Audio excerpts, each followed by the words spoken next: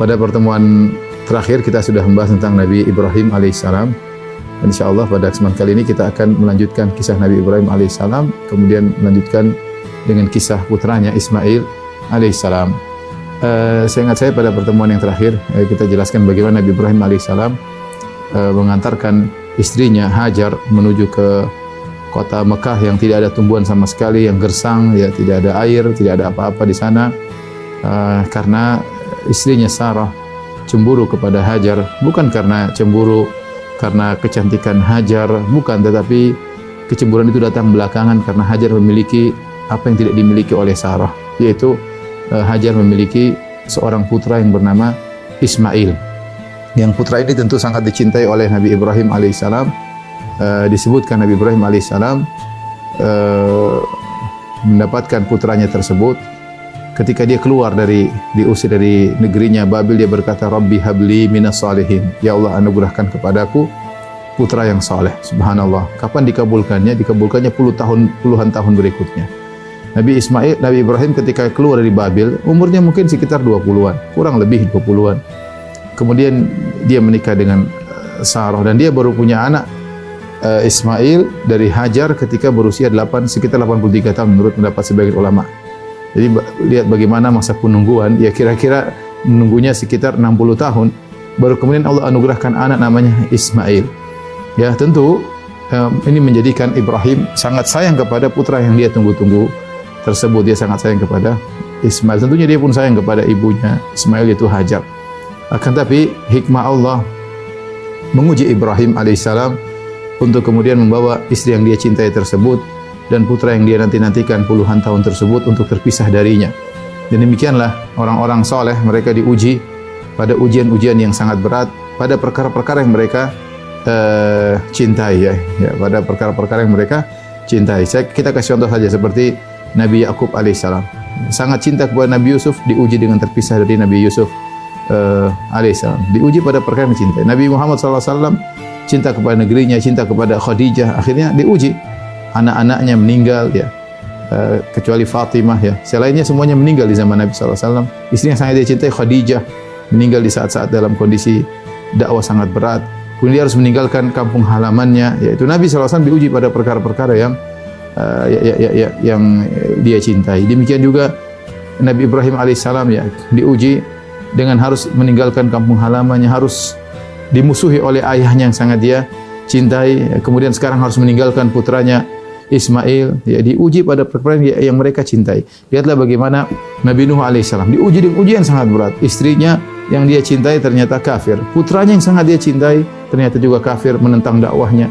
Ya, ujian-ujian berat, ya. Demikianlah kata Nabi SAW ketika ditanya, man asyadun nasi balaan ya Rasulullah, siapakah orang yang paling berat ujiannya? Kata Nabi SAW, asyadun nasi balaan al-anbiya, orang yang paling berat ujiannya adalah para nabi. Tsumma salihun, kemudian orang-orang saleh. Tsummal amsal fal amsal, kemudian selanjutnya dan selanjutnya. Yubtala rajulu ala qadri imanihi, seorang diuji berdasarkan kadar keimanannya. In kana fi imanihi salabatun zida fi balaihi, kalau ternyata ketika diuji imannya kokoh akan ditambah ujiannya.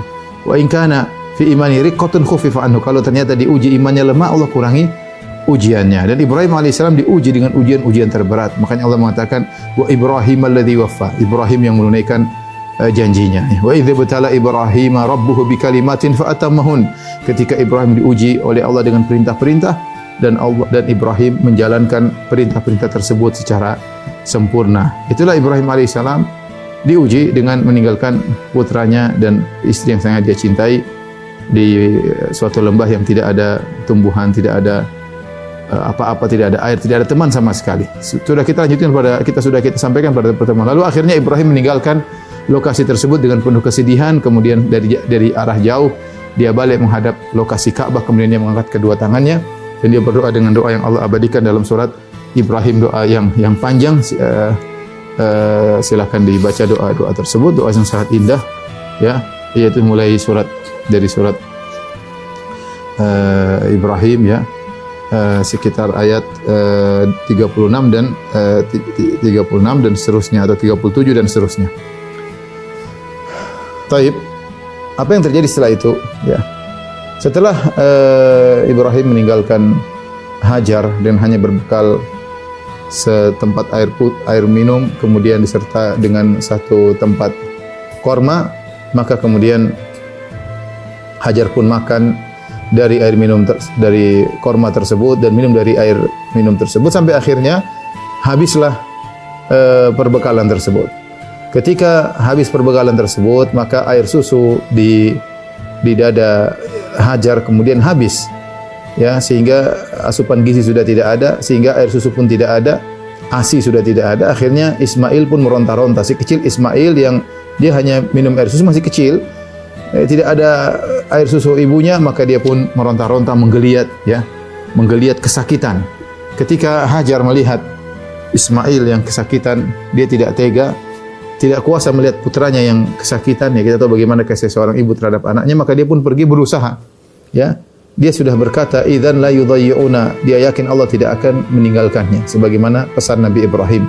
Karena Allah yang merintahkan Ibrahim meninggalkan Hajar dan Ismail di lembah tersebut. Kata Hajar ketika itu, "Idzan la yudhayyuna." Kalau gitu Allah tidak akan meninggalkan kita.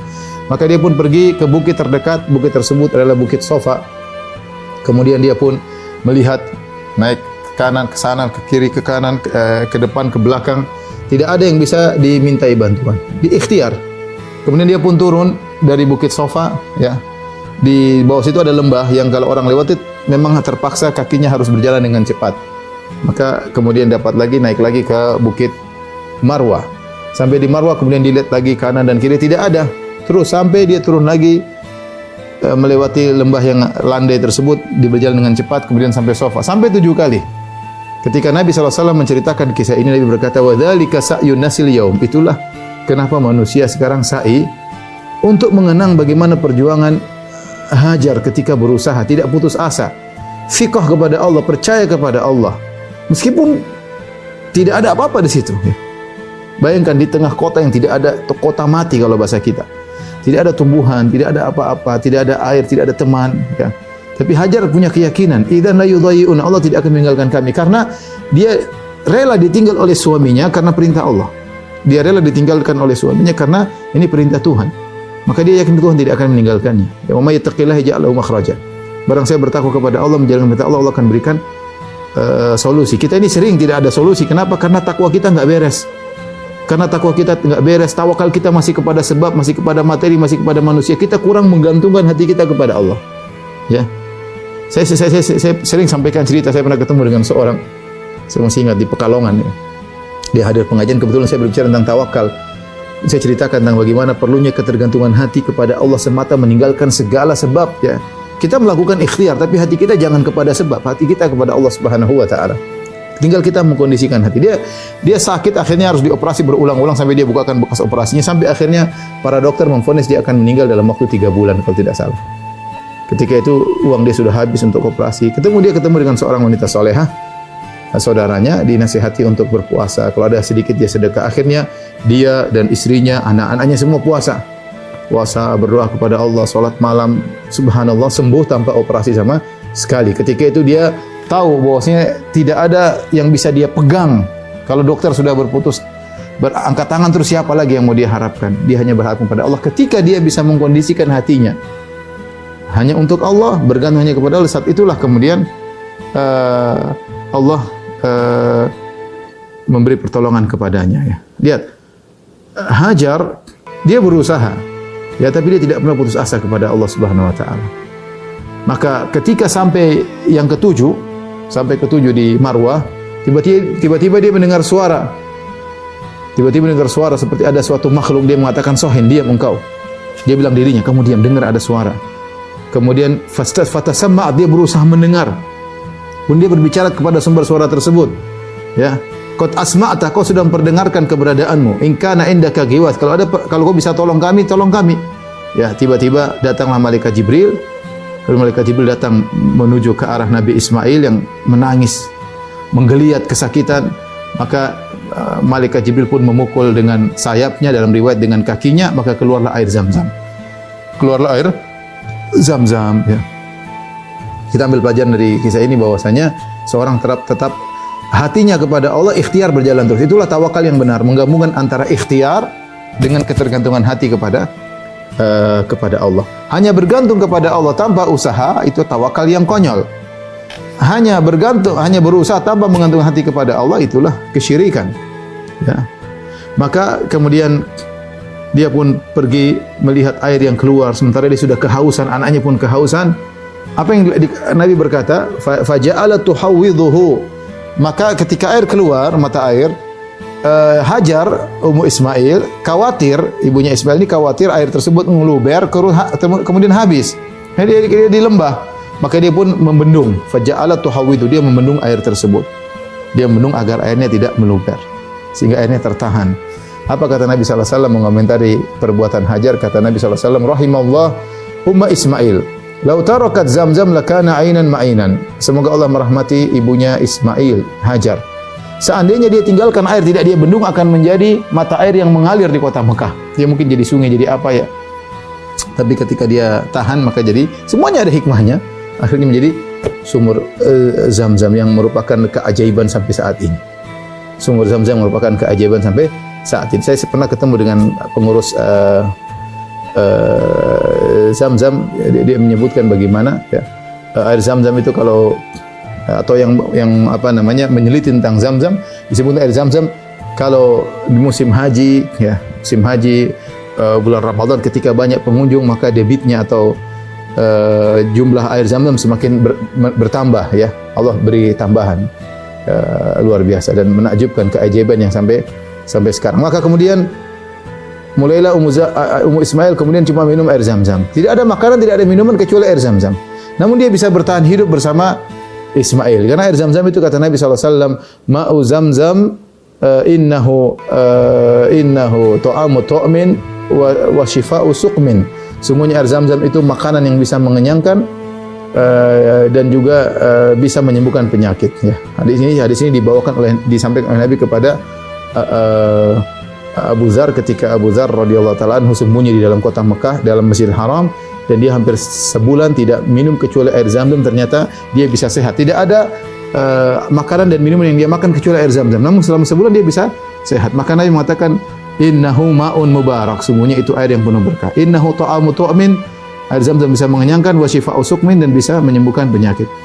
Kemudian Hajar dan Ismail, Hajar cuma minum air Zamzam, kemudian menyusui Ismail sampai lama, dan akhirnya suatu hari lewatlah suatu kabilah dari Yaman namanya kabilah Jurhum.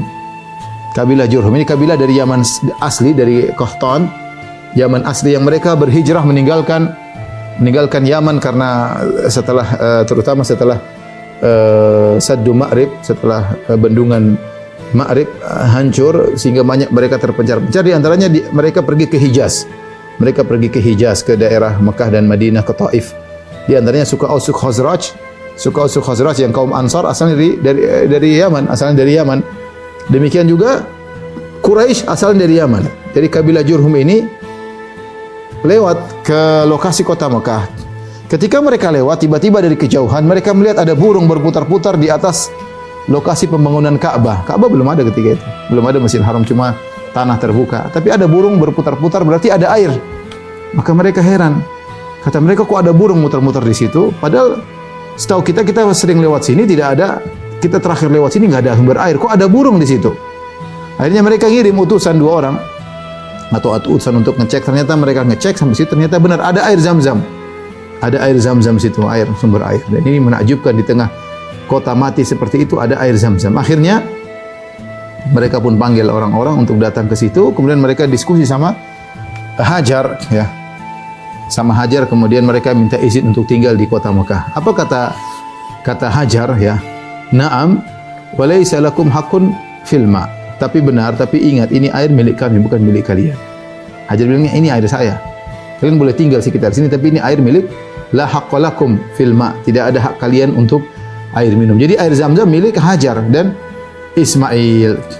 Dan subhanallah, apa yang dikhawatirkan Hajar ketika dia ditinggal oleh Ibrahim, dia mengatakan, ya Ibrahim, kaifa tutrukuna biwadin laisa fihi insun wala syai' wala ma.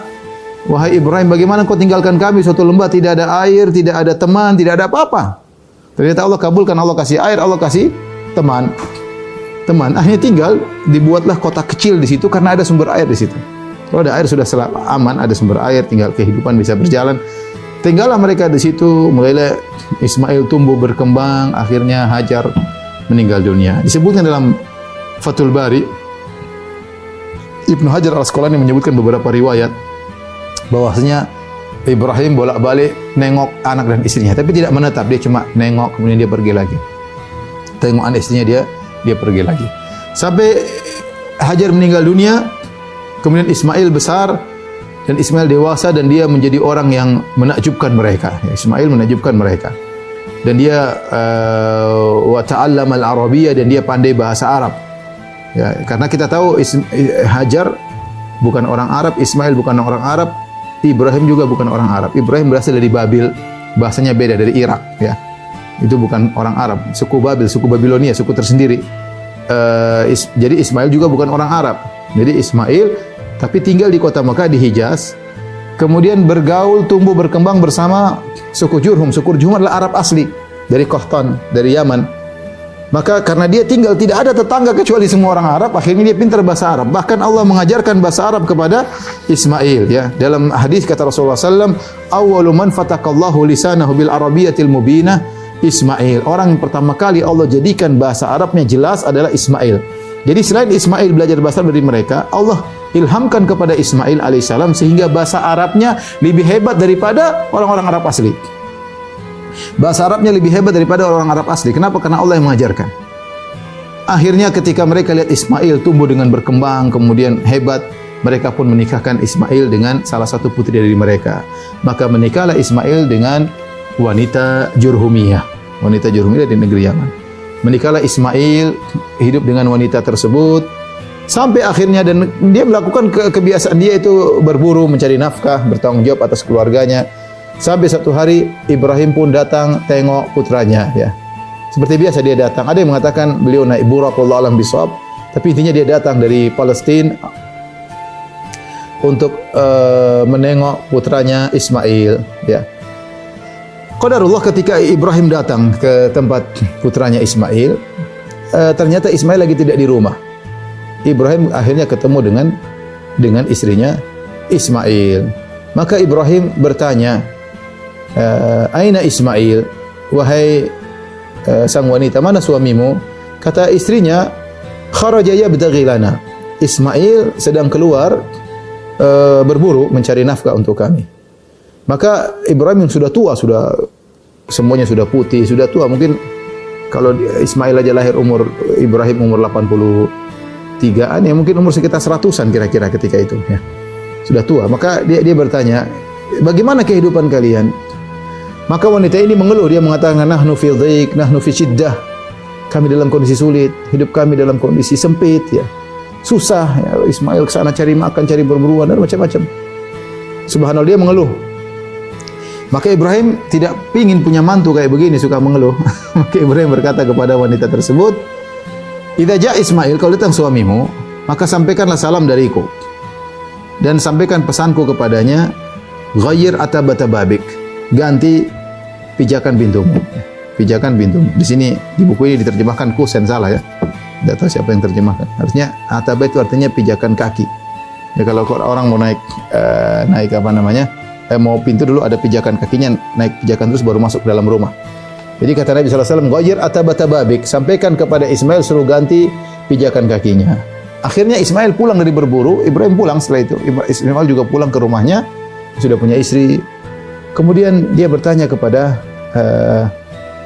istrinya, "Kayaknya tadi ada tamu, ya?" Dia merasa ada tamu. Kata istrinya, "Benar, tadi ada kakek tua, orangnya udah tua. Dia kirim salam kepadamu. Dan dia sampaikan pesan kepadamu, katanya kamu disuruh ganti galang pintu." Tadi dia tanya kepada aku tentang kehidupan. Aku bilang kehidupan kita dalam kondisi sulit lah, sempit, ya. Kemudian apa pesannya kepadamu? Dia bilang, sampaikan kepada Ismail, suruh ganti pijakan kaki pintu.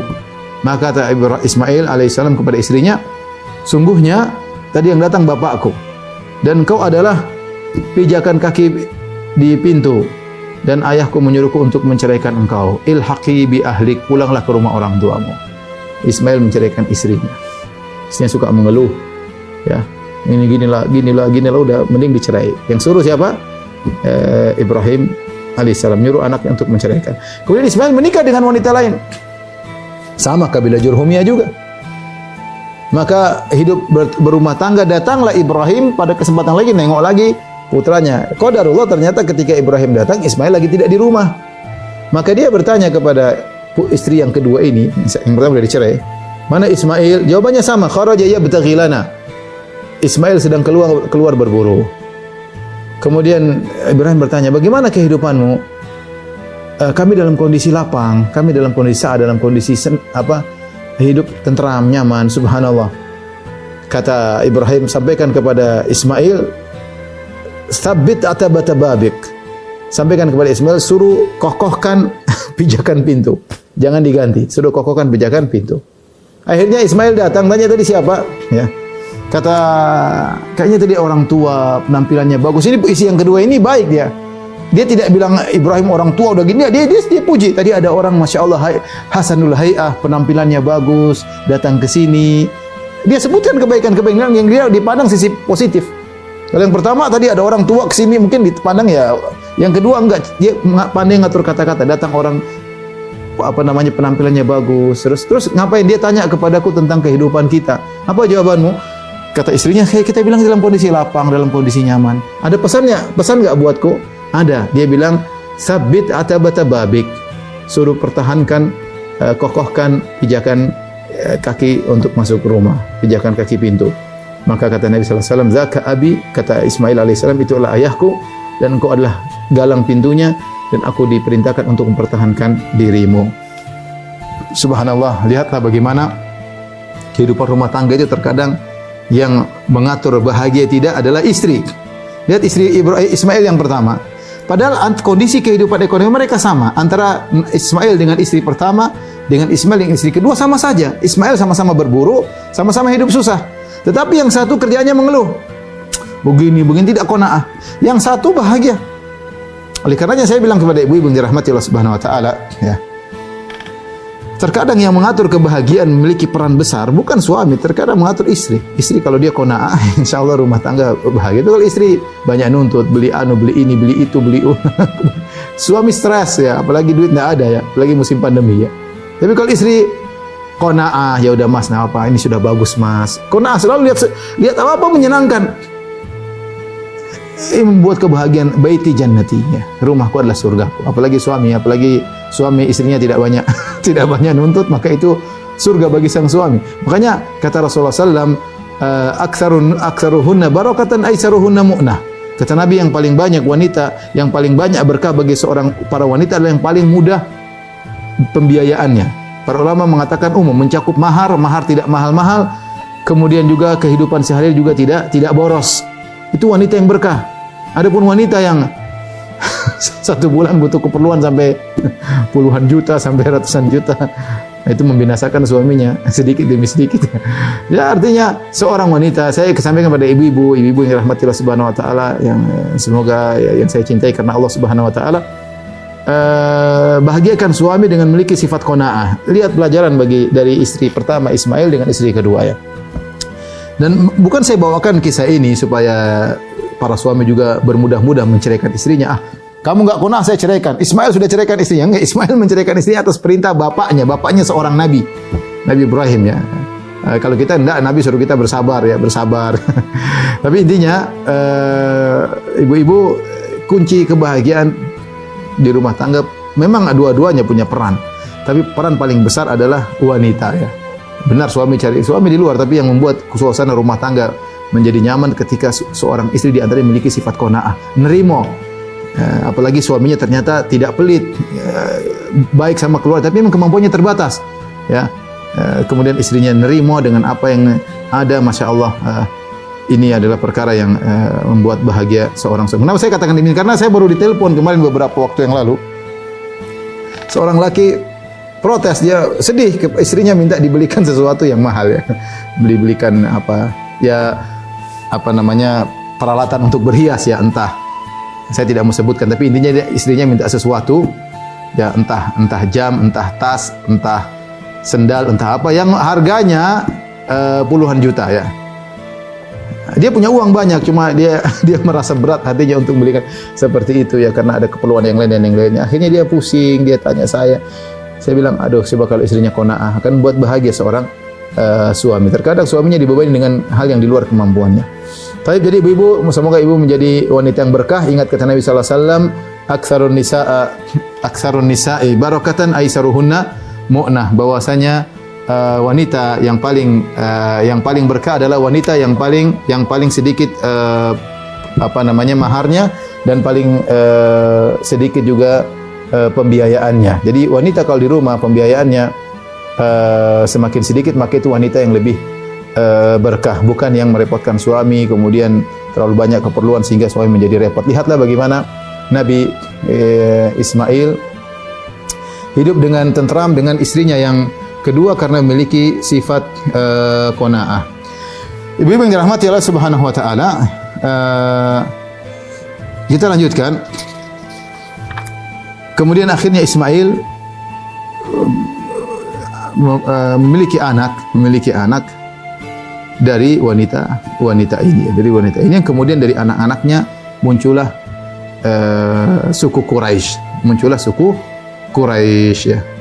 Quraisy. Ini sudah pernah saya jelaskan, tapi saya ingatkan kembali kepada ibu-ibu ya tentang orang-orang Arab ya.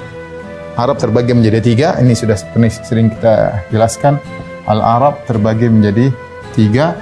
Namanya Al-Arab Al-Ba'idah, kemudian Al-Arab Al-Aribah, Al-Arab Al-Musta'ribah. Al-Arab Al-Ba'idah itu Arab yang sudah punah, tidak jelas lagi, maksudnya tidak jelas tidak jelas keturunannya, nasabnya. Kemudian Al-Arab Al-Aribah, Arab asli. Ini yang dari Yaman, dari kabilah dari Yaman. Orang bilang Arab Qahtan, ya.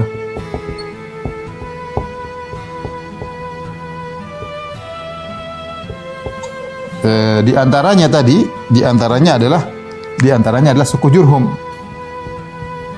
Di antaranya suku Jurhum. Suku Jurhum itu suku istrinya Ismail. Suku istrinya Ismail alaihissalam. Adapun Arab Al-Musta'ribah yaitu Arab campuran. Yang ini adalah hasil keturunan dari pernikahan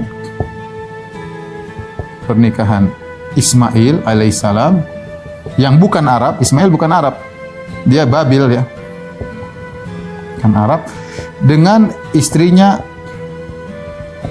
dari Jurhum, suku Arab asli.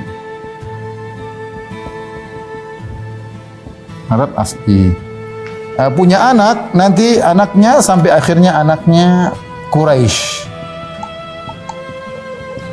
Quraisy ini dari keturunan Ismail alaihissalam. Dari Quraisy inilah kemudian lama-lama ada nama keturunannya Muhammad sallallahu alaihi wasallam.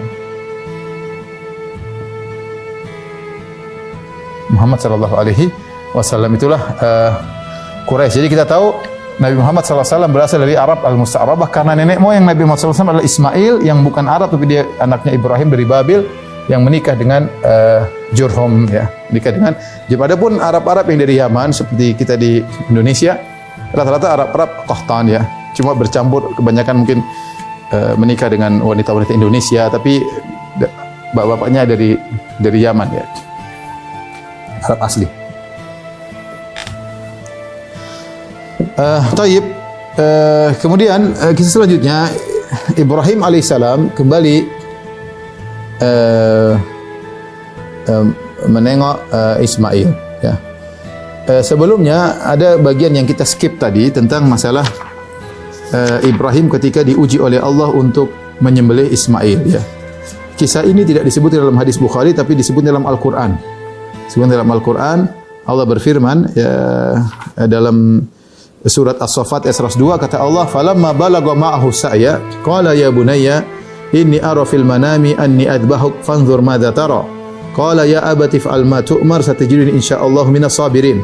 Allah sebutkan tatkala Ismail sudah mencapai masa sa'i, yaitu sudah mampu membantu orang tuanya, sudah remaja, ini sepertinya sebelum dia menikah. lagi remaja-remajanya, lagi giat-giatnya, gagah-gagahnya, lagi tampan-tampannya, lagi menyenangkan punya anak remaja, teman ngobrol, teman apa, dia sudah bisa membantu ayahnya, ya sudah bisa diajak kerjasama. Di situ Nabi Ibrahim diuji kembali.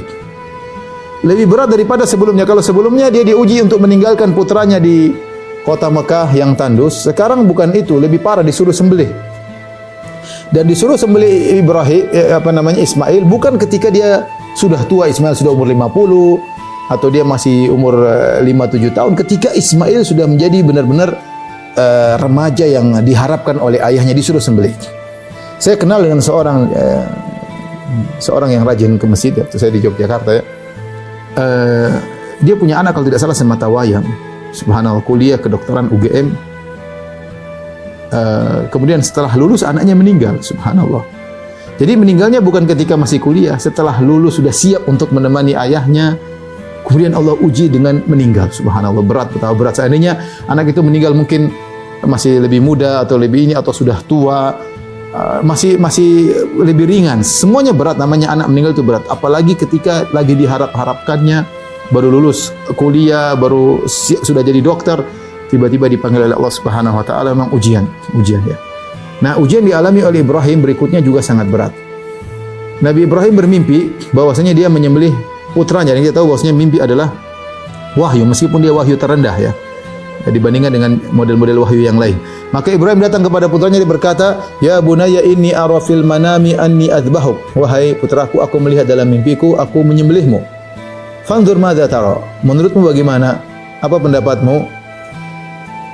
Subhanallah, Ibrahim tidak mengatakan, "Wahai putraku Ismail, kamu kan tahu bahwasanya mimpi seorang nabi, wahyu aku seorang nabi, dan Allah perintahkan aku untuk menyembelih kamu. Sini saya sembelih." Enggak, tapi Ibrahim sayang kepadanya, dia berikan dalam bentuk tawaran. Bagaimana menurutmu? Subhanallah. Dia tidak paksa, dia kasih tawaran. Bagaimana menurutmu wahai putraku? Ismail menjawab, "Ya abati fa'al ma tu'mar." Wahai ayahanda, lakukan apa yang kau diperintahkan. "Satajiduni insyaallah minas sabirin." Kau akan dapati diriku insyaallah termasuk orang sabar. Kita bingung, ini yang hebat siapa? Ibrahim atau Ismail?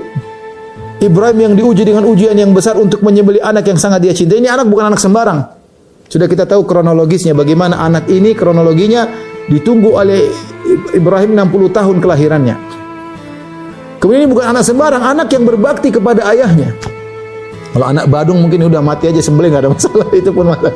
Ini anak bukan anak badung, ini anak soleh luar biasa, sangat luar biasa, nabinya akhirnya nanti jadi nabi.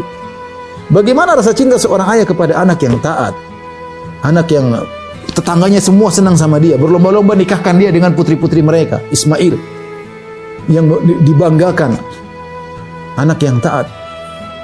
Ujian sangat berat. Ibrahim menakjubkan, siap menyembelih putranya, tapi Ismail tidak kalah menakjubkan, siap disembelih oleh bapaknya. Makanya kita bilang ini memang lebih hebat, bapaknya atau anaknya, dua-duanya hebat. Bapaknya siap menyembelih anaknya, anaknya siap disembelih bapaknya. Tapi lihat Ismail tidak gentar sama sekali. Mungkin didikan bapaknya, meskipun bapaknya jarang ketemu, tapi didikannya luar biasa. Ya. Dan dia tidak sombong, dia mengatakan, "Oh santai aja, Abi, santai, tenang." Enggak, dia mengatakan, "Satajiduni insyaallah." Kau dapati aku insyaallah sabar. Insyaallah minas sabirin. Aku akan sabar ayahanda. Dia tidak pede dengan imannya, dia mengatakan insyaallah. Seharusnya seorang pun demikian. Dia menghadapi sesuatu, dia bilang kata insyaallah. Jangan lupakan kata ini, kata berkah, kalimat insyaallah berkah. Banyak orang gagal gara-gara lupa mengucapkan insyaallah. Entah pede dengan perangkat yang dia miliki, pede dengan dirinya, pede dengan kecerdasannya, pede dengan partnernya, pede dengan trik-trik yang dia siapkan, sehingga kadang gagal cepat atau lambat.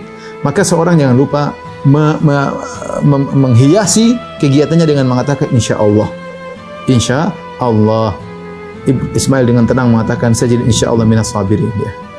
Subhanallah, Ibrahim, kita tahu, saya sudah singgung tadi bahwasanya wahyu para nabi bertingkat-tingkat. Yang paling rendah adalah mimpi. Kemudian yang lebih tinggi daripada mimpi adalah wahyu yang disampaikan oleh malaikat ke hati seorang tanpa menampakkan diri malaikat tersebut. Seperti Nabi pernah berkata, "Inna ruhal qudus nafatha fi ruhi." Sungguhnya Ruhul Qudus Jibril membisikkan kepada jiwaku. Ini contoh. Anna nafsan lan tamuta hatta tastakmila rizqahu. Bahwasanya satu jiwa tidak akan meninggal sampai dia sempurnakan rezekinya. Ini contoh malaikat membisikkan dalam hati seorang nabi tanpa menampakkan dirinya. Yang lebih tinggi lagi adalah seorang malaikat menjelma menjadi seorang lelaki berbicara langsung dengan Nabi, seperti ketika malaikat Jibril menjelma menjadi seorang Arab Badui kemudian ketemu dengan Nabi, atau malaikat Jibril menjelma menjadi Dihya al-Kalbi untuk menyampaikan wahyu kepada Nabi. Yang lebih tinggi daripada itu, wahyu datang seperti bunyi lonceng yang keras yang Nabi kalau sudah kena dapat wahyu tersebut kemeringat meskipun di musim dingin, keringat bercucuran sampai seperti mutiara-mutiara yang jatuh dari dahi Nabi sallallahu alaihi wasallam dan merasakan berat luar biasa. Ya. Kemudian yang lebih tinggi daripada itu, malaikat datang dalam bentuk aslinya, dan ini malaikat Jibril cuma 2 kali nampakkan diri dalam bentuk aslinya dengan 600 sayapnya. Ya, kalau dia buka satu sayapnya menutup cakrawala. Ini lebih tinggi lagi. Yang lebih tinggi lagi daripada itu yaitu wahyu yang turun kepada Rasulullah langsung tanpa ketika beliau berada di langit, ya, pada malam Isra Mi'raj, ya. Wahyu yang tidak pakai malaikat, tapi Allah memberikan wahyu kepada Nabi sallallahu alaihi wasallam langsung ketika Isra Mi'raj. Ini di antara tingkatan-tingkatan wahyu. Jadi kalau kita tahu tingkatan wahyu ini disebutkan oleh Ibnu Qayyim dalam Zadul Ma'ad, tingkatan wahyu paling rendah adalah mimpi. Makanya Nabi SAW sebelum datang malaikat Jibril langsung ketemu Nabi, Nabi dibuat mimpi sekitar setengah tahun sebagai muqaddimah untuk siap menerima wahyu. Yang menakjubkan di sini, ibu-ibu yang dirahmati Allah Subhanahu wa taala, perintah untuk menyembelih Ismail melalui wahyu mimpi. Dan mimpi cuma sekali. Ibrahim tidak nawar-nawar, tidak mengatakan, cuma mimpi sekali. Tunggu deh mimpi 2 kali, 3 kali. Ya, atau kalau ini benar ya malaikat datang langsung dong. Enggak, Ibrahim begitu ini tahu mimpi dan dia tahu mimpi adalah wahyu, dia langsung datang. Datang untuk kepada anaknya. Menunjukkan bagaimana Ibrahim benar. Wa Ibrahim alladzi waffa. Ibrahim yang selalu menunaikan perintah Allah. Cintanya kepada Allah luar biasa. Maka inilah berhak Ibrahim diangkat oleh Allah sebagai kekasihnya. Allah mengatakan wattakhadallahu Ibrahim khalila. Allah menjadikan Ibrahim sebagai kasihnya. Luar biasa ketaatan Ibrahim. Diuji pada perkara-perkara yang dia cintai. Disebutkan Ibrahim ketika dalam riwayat hadis, ya, yang sahih, ketika Ibrahim berjalan menuju Mina untuk menyembelih putranya, dia lewat Mina, setan muncul, iblis muncul, kemudian muncul memberi godaan kepada Ibrahim. Entah apa yang dikatakan, mungkin ya si iblis mengatakan itu anakmu, coba minta kepada Allah, minta keringanan, coba perintah yang lain. Tapi Ibrahim melempar dengan kerikil 7 kali. Maka setan tersebut hilang, lenyap. Dia berjalan lagi, muncul setan kedua kali. Dia berjalan lagi, muncul setan ketiga kali. Maka kata Ibnu Abbas, itulah syariat lempar jamarat. Makanya ketika orang lempar jamarat, kata Ibnu Abbas radhiyallahu anhu, "Asy-syaitana tarjumun wa millata abikum Ibrahim tattabi'un." Kalian melempar syaitan dan ajaran nenek moyang kalian Ibrahim yang kalian ikuti, ya. Ketika kita lempar jumrah tidak ada setan di situ, tapi kita ingat bahwasanya ini lemparan menandakan permusuhan Ibrahim kepada syaitan. Dia tidak mau mendengar titah dan dikte syaitan, enggak mau dia. Dia lempar dengan mengatakan Allahu Akbar, gitu. Allahu Akbar. Maka seorang ketika dia menjalankan perintah Allah, dia pasti diuji. Ujian banyak, kita enggak tahu. Cuma syaitan mungkin enggak muncul sekarang bisik-bisik. Seorang ingin berbakti kepada orang tuanya, banyak ujian. Seorang ingin mendakwahi istrinya, banyak ujian. Seorang wanita ingin taat kepada suaminya, banyak ujian yang menggoda. Beginilah kamu nih, apalah dihinakan oleh suamilah, pelit, macam-macam, banyak ujian untuk bisa taat kepada suami. Untuk ngurusin anak banyak ujian. Dibuat suudzon kepada anak, dibuat macam-macam hal. Setan pun demikian. Ketika Ibrahim akan menyembelih anaknya, setan menguji Ibrahim sampai Ibrahim lempar 3 kali di 3 tempat. Setiap pelemparan 7 kali lemparan, setan pun hilang. Akhirnya ketemulah anaknya sambil dia bawa pisau atau semacamnya. Kemudian dia siap menyembelih anaknya, ya. Bagaimana cara Ibrahim menyembelih anaknya? Kata Allah, "Falamma aslama wa tallahu lil jabin." Ketika keduanya sudah pasrah kepada Allah Subhanahu, berserah diri, dan Ibrahim kemudian membaringkan Ismail di atas pelipisnya. Ini kalau ini kepalanya Ismail, ini Ibrahim misalnya mau menyembelih, Ismail disuruh melihat ke sana. Jadi dia di atas pelipisnya menghadap begini. Ibrahim dari belakang. Karena kalau Ismail menghadap Ibrahim enggak tega lihat anaknya. Gimana dia mau menyembelih anaknya? Lihat bagaimana anaknya pasrahnya. Orang sangat cinta kepada, bagaimanapun orang tua sangat sayang kepada putranya. Bahkan banyak orang tua rela mati demi anak-anaknya. Ini sekarang anaknya disuruh bunuh. Maka segala hal yang bisa menghambat pelaksanaan perintah Allah kalau kita lakukan, yang bisa menghambat kita hilangkan. Lihat bagaimana Ibrahim agar tidak terhambat, dia balikkan wajah ayahnya, anaknya ke arah lain agar dia bisa menjalankan penyembelihan tersebut. Sama-sama pasrah. Luar biasa ujian tersebut. Ya, kemudian tatkala Ibrahim akan menyembelih, kata Allah, wa nadainahu an ya Ibrahim, maka kamilah panggillah dia. Ibrahim sudah siap menyembelih. Allah panggil, wahai Ibrahim, qad saddaqta ru'ya, sungguh kamu telah membenarkan mimpi tersebut. Inna kadzalika najzil muhsinin, demikianlah kami beri balasan kepada orang-orang yang baik. Inna hadza lahuwal balaul mubin, sungguh ini benar-benar ujian yang nyata. Wa fadainahu bidzibhin azim, dan kami tebus anak tersebut Ismail dengan seekor sembelihan yang besar, ya. Maka akhirnya Ismail kemudian Ismail tidak jadi disembelih, dan Allah menggantikan Ismail dengan sembelihan yang besar. Maka dari situlah disyariatkan adanya syariat menyembelih korban, ya, pada setiap hari Idul Adha. Ya, sebabnya adalah karena tadi untuk kita ingat tentang bagaimana pengorbanan Ismail dan Ibrahim. Oleh karenanya, ibu yang dirahmati Allah Subhanahu wa taala, jika seorang kemudian menyembelih, dia ingat bagaimana ini semua adalah simbol dari pengorbanan. Simbol dari pengorbanan. Kita bukan hanya sekedar menyembelih kambing, benar menyembelih kambing, menyembelih sapi dapat pahala, tapi adalah simbol dari pengorbanan luar biasa dari Ibrahim dan juga putranya Ismail. Baik, kemudian kita lanjutkan. Pada waktu yang lain, ya, Ibrahim kemudian pulang, datang lagi Ibrahim alaihissalam, datang lagi menemui putranya Ismail, ya. Datang lagi menemui putranya Ismail. Kemudian ketika itu Ismail sedang mengasah anak panah untuk ditajamkan, dia seorang pemburu. Datang kemudian ayahnya, kemudian dia sudah lama enggak ketemu anaknya, maka ayahnya kemudian dia berdiri, kemudian dia pun memeluk ayahnya, kerinduan luar biasa dilepaskan. Kemudian si Ibrahim berkata, wahai Ismail, wahai putraku, sungguhnya Allah perintahkan aku untuk membangun rumah Allah di sini. Hal tu'inuni, kau bantu aku? Kata putranya, tentu ya ayahanda, aku akan bantu engkau. Maka akhirnya keduanya membangun Ka'bah yang Allah abadikan dalam surah Al-Baqarah, wa idz yarfa Ibrahimul qawa'ida minal baiti wa Ismailu rabbana taqabbal minna innaka antas samiul alim. Akhirnya mereka berdua kerjasama bangun Ka'bah. Dibangun ramai terus. Setiap mereka letakkan batu, mereka mengatakan rabbana taqabbal minna innaka antas samiul alim. Ya Allah, terimalah dari kami ibadah kami, sungguhnya Engkau Maha mendengar lagi Maha mengetahui. Ini tawaduk dari mereka berdua. Sehingga ada seorang salaf menangis ketika membaca ayat ini. Rabbana taqabbal minna, ya Allah terimalah amalan kami. Dia berkata, Ibrahim Khalilur Rahman, kekasih Allah, bana Baitur Rahman, sedang membangun rumah Allah, bi amri minar Rahman, diperintahkan oleh Allah, kemudian dia khawatir tidak diterima. Mungkin kalau kita bangga, lihat Allah pilih saya untuk bangun Ka'bah, ini jadi masjid pertama di dunia, macam-macam lah kalau orang bicara. Kalau kita yang disuruh, mungkin kita bangganya luar biasa. Ibrahim Ismail tidak. Dia takut kepada Allah dan mengatakan Rabbana taqabbal, ya Allah terimalah amalan ibadah kami, sambil ngangkat batu, ya Allah terimalah amalan. Tawaduk luar biasa. Tawaduk tidak dibuat-buat, dari hati yang dalam. Tahu siapa kita, tidak ada apa-apanya di hadapan Allah Subhanahu wa taala. Ya. Bukan kalau saya bilang tadi, kalau mungkin saya di tempat posisi Ibrahim, lihat siapa saya, 1 jutaan manusia yang dipilih untuk bangun apa? Bangun rumah Tuhan, rumah Allah, rumah pertama. Dia bangganya luar biasa. Ibrahim dan Ismail tidak. Maka mereka berdua saling bahu-membahu. Ketika Ka'bah semakin tinggi, maka didatangkanlah pijakan kaki untuk dipijak di situ. Itulah disebut maqam Ibrahim.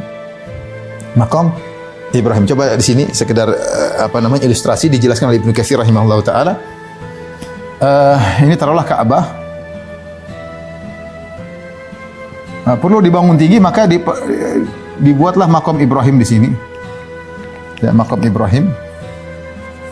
Maqam Ibrahim di sini misalnya. Apa fungsi maqam Ibrahim? Sebagai pijakan kaki. Makanya maqam namanya maqam Ibrahim, ya. Maqam Ibrahim. Pijakan kaki untuk berdiri. Untuk berdirinya Ibrahim alaihissalam. Kenapa perlu pijakan? Karena Ka'bah semakin tinggi, maka dia butuh pijak. Nah, kata Ibnu Katsir rahimahullah, maka ini dipindah-pindahin tentunya, ya. Terus sampai kembali lagi. Jadi pindah ke sana, pindah ke belakang. Sementara Ibrahim terus membangun Ka'bah. Jadi diputar. Ismail over, Ibrahim pasang. Ismail over, Ibrahim terus sampai selesai. Ya, sampai selesai. Makanya disebutkan hikmahnya kenapa ketika kita setelah tawaf kita sholat di belakang makam Ibrahim untuk ingat. Disitulah start, disitulah akhir daripada pembangunan Ka'bah karena Ibrahim ditemani oleh Ismail. Setelah membangun Ka'bah, kemudian Ibrahim berkata kepada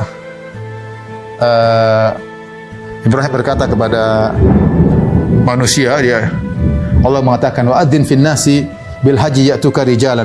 Kata Allah, wahai Ibrahim, kumandangkanlah pengumuman kepada manusia untuk datang berhaji. Ya, ya'tuka rijalan, mereka akan datang berjalan kaki. Wa ala dhamirin, dan mereka akan datang juga mengendarai tunggangan. Ya'tina min kulli fajin amik, akan datang dari berbagai penjuru. Maka Ibrahim berkata, ya Allah, bagaimana saya mau menyampaikan? Suara saya tidak sampai kepada mereka. Maka Allah mengatakan, sampaikan, wa alainal bala, kami akan menyampaikan kepada mereka. Maka Ibrahim kemudian berkata dengan suara yang lantang, ya ayuhan nas, inna rabbakum qad ittakhadha baitan fahujjuh. Wahai manusia sekalian. Tidak ada orang sih, tapi Ibrahim berteriak. Allah akan sampaikan suara itu kepada semua orang yang ditetapkan untuk berhaji kepada Allah Subhanahu wa taala. Sungguhnya Rabb kalian telah membuat Baitullah, fahujjuh, maka datangilah rumah Allah tersebut. Subhanallah. Semua orang pun yang datang, setiap miliaran orang datang, entah berapa dari dulu sampai sekarang sudah berapa miliar orang berhaji. Luar biasa ya. Karena Allah Subhanahu wa taala, dan sampai hari kiamat terus akan ada orang yang datang berhaji di mana seruan Ibrahim masuk ke dalam hati-hati mereka. Inilah ibu dirahmati Allah Subhanahu wa taala, kisah Nabi Ismail alaihissalam yang Allah abadikan dalam Al-Quran. Di antara ciri-ciri Nabi Ismail, Allah mengatakan wadhkur fil kitabi Ismail, dan sebutlah dalam Al-Quran tentang kisah Ismail, innahu kana shadiqal wa'di wa kana rasulan nabiyya. Dia adalah seorang yang selalu menunaikan janjinya. Ismail istimewa dalam menunaikan janji. Kalau sudah berjanji tidak akan dia lewati. Bahkan disebutkan dia pernah berjanji ketemu dengan seorang suatu tempat, 3 hari dia tunggu, dia tidak pergi. Dia tunggu 3 hari sampai orang itu datang. Dulu kan nggak ada WhatsApp, nggak ada telekomunikasi. Artinya dia sabar menunggu meskipun 3 hari karena sudah janji. Shadiqal wa'di wa kana rasulan nabiyya. Seorang nabi dan seorang rasul. Wa kana ya'muru ahlahu bis salati waz zakati wa kana 'inda rabbih mardiyya. Dan di antara cirinya juga kata Allah, Ismail adalah orang yang menyuruh keluarganya untuk salat dan bayar zakat, menunjukkan Ismail adalah orang yang perhatian sama keluarganya. Dan kita sebagai laki, kalau ingin mencontohi para anbiya, mereka orang-orang yang perhatian dan sayang kepada istri-istri mereka, perhatian terhadap anak-anak mereka. Sudah kita sampaikan Nabi Ibrahim, kemudian Nabi Ismail, nanti ada lagi Nabi Musa, banyak ya, Nabi Muhammad apalagi sallallahu alaihi wasallam. Semua para nabi perhatian sama anak dan istri mereka, bukan seperti sebagian orang sama anak istri kurang perhatian, sama orang lain perhatian, bahkan perhatian sama istri orang kadang-kadang. Oleh karenanya, Ibu rahmatillah subhanahu wa taala, ini sedikit pelajaran yang mungkin bisa kita ambil dari kisah Ismail alaihissalam. Semoga bermanfaat. InsyaAllah pada pertemuan berikutnya kita akan sambung dengan kisah Nabi yang lain. Kalau ada yang bertanya, saya persilahkan. Wallahu ta'ala alam bisawab. Semoga Allah menganugerahkan kepada kita anak yang soleh dan soleha. Demikian Ibu yang dirahmati Allah Subhanahu wa taala. Saya mohon maaf atas segala kekurangan. InsyaAllah kita lanjutkan bulan depan tentang kisah Nabi yang lain. Wabillahi taufiq wal hidayah. Assalamualaikum warahmatullahi wabarakatuh.